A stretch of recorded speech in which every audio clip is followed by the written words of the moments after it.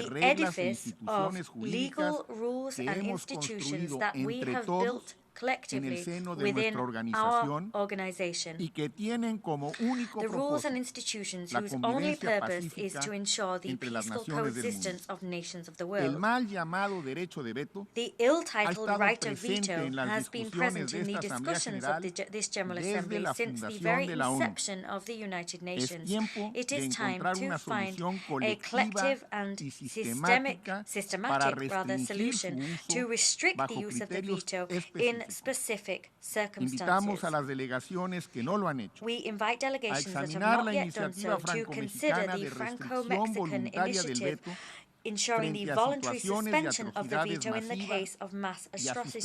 suscribirla. And we encourage these La delegations iniciativa to cuenta sign ya it. con The initiative 106 already estados has signatarios. 106 El signatory verdadero states. dilema que nos The real ocupa en el dilemma that contexto we are de grappling esta with in the sesión de context of emergencia this emergency session is es si queremos o whether no we do or hacer do algo not más wish to efectivo do something para more evitar effective, que esta so as to circunstancia tan avoid that this lamentable se siga circumstance, which is presentando so en regrettable, forma continues to recurrente. occur Muchas time and gracias. time again. Many thanks indeed. I thank the distinguished representative of Mexico. Ladies and gentlemen, we have heard the last speaker in the debate on this item for this meeting. We shall hear the remaining speakers on Wednesday morning, 12th of October at 10 o'clock a.m. in this hall. This meeting is adjourned. Thank you very much.